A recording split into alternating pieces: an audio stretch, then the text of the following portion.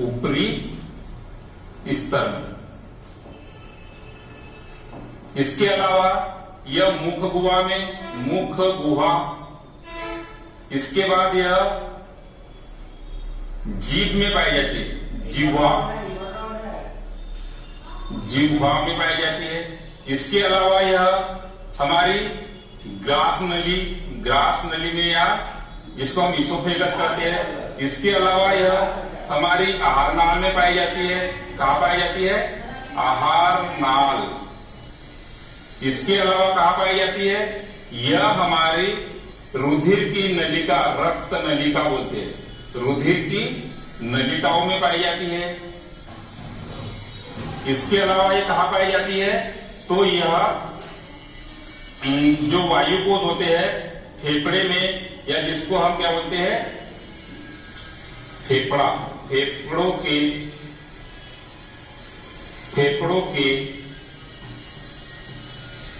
वायु कोष में भी पाई जाती है। तो फिर यहां इतनी जगह पाई जाती है, तो ये काम क्या करती है? नहीं, सब जगह है ये त्वचा के ऊपरी स्तर में है, मुख गुहा में है, जिह्वा में है, ग्रास नली में है, आहार नाल में है, रक्त नलिकाओं में है। यहाँ तक कि जो हमारे फेफड़े होते हैं वहां पे अंगूर के गुच्छों के समान ऐसे होते हैं ना, ऐसे कुपिकाएं, ऐसे अंगूर के गुच्छे के समान करते होते हैं। ये क्या होते हैं? वायु कोष होते हैं। इस प्रकार से आपको दिखाई देती है, दोनों लंग्स में इस प्रकार से ऐसी संरचना होती है। तो यहाँ पे भी यह पाई जाती है। तो यहाँ पे इसके कार्य क्या हो गए?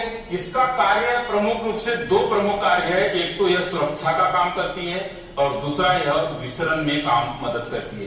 सुरक्षा में जैसे हमारी ये त्वचा है, तो त्वचा के ऊपर इसके बहुत सारे लेयर रहते हैं, जिसको स्ट्रेटिफाइड इक्वामोजल इपिथेलियम टिश्यू या सल्की इपिथेलियम टिश्यू, इसको इंग्लिश में इक्वामोजल टिश्यू भी बोलते हैं। तो यह एक के ऊपर एक, सबसे ऊपर जो त्वचा होती है उसके ऊपर स्तर बनाती है। तो हमारे शरीर को यह रक्षात्मक आवरण प्रदान करने का काम, तो इसका पहला काम क्या होता है?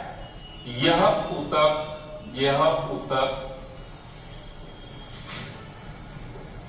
रक्षात्मक आवरण बनाता है, अर्थात क्या है? सुरक्षा करता है, रक्षात्मक आवरण बनाता है। और दूसरा काम क्या है? यह मिश्रण में मदद करता है।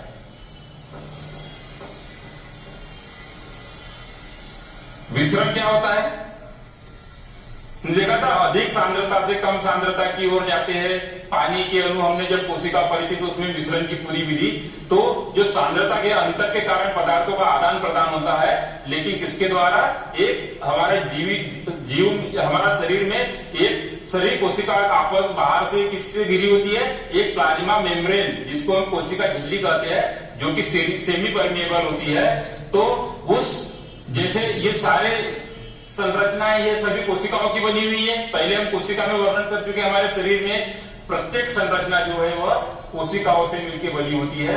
तो प्रमुख रूप से जब रक्त नलिका की बात करूं, तो रक्त नलिका में विसरण विधि द्वारा विभिन्न पदार्थों का आदान प्रदान होता है। क्योंकि हमारे शरीर में जितने भी वेस्ट पदार्थ या उत्सर्जी पदार्थ होते हैं वो भी रुधिर में पहुंच जाते हैं, तो रक्त नलिकाओं में होते हैं। यहाँ तक कि ऑक्सीजन भी होती है इसमें। तो रक्त नलिका के द्वारा पदार्थों का आदान प्रदान किसके द्वारा होता है? वह विसरण विधि के द्वारा होता है। तो यह जो टिश्यू होते हैं या ऊतक होते हैं, नलिका में पाए जाते हैं, रक्त नलिका में। मान लो ये रक्त नलिका है, तो इस रक्त नलिका के यह पदार्थों का इस प्रकार से जो आदान प्रदान होता है, इसके द्वारा होता है। ठीक है। उसी प्रकार जो वायु कोष होते हैं, इसमें क्या होता है? CO2 और O2 का आदान प्रदान होता है। O2 यहाँ पे जाती है और यहाँ से कार्बन डाइऑक्साइड बाहर आती है। तो इसकी कुपिकाओं में भी ये क्या होती है? यह पाई जाती है। तो यह यहाँ पे भी विसरण होता है, यहाँ पे भी रक्त नलिकाओं में विसरण होता है, और बाकी जगह पे यह एक सुरक्षात्मक आवरण बनाने का काम करती है। तो इसके दो प्रमुख काम हो गए, एक तो यह उत्तक रक्षात्मक आवरण बनाता है, और दूसरा यह हमारे शरीर के अंदर विसरण में प्रमुख भूमिका निभाता है। तो इस तरह से यह जंतु उत्तक के अंतर्गत इपिथेलियम में हमने सल्की इपिथेलियम उत्तक यहाँ पे कंप्लीट होता है। इसके बाद अगला ऊतक। अब हम अगला ऊतक देखते हैं, स्तंभाकार इपिथेलियम ऊतक। स्तंभाकार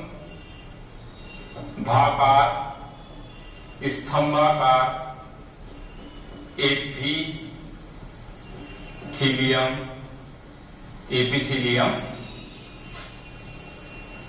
ऊतक।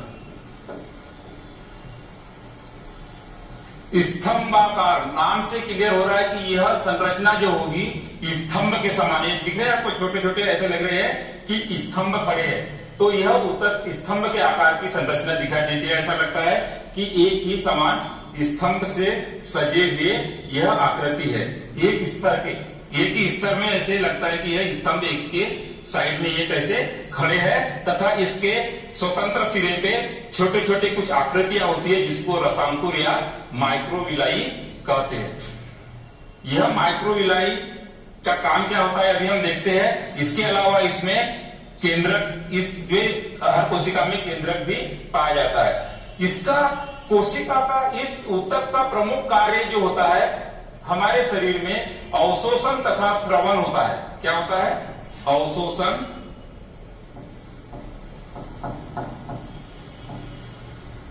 एवं स्रवण। यह ऊतक प्रमुख रूप से उस भाग में पाया जाता है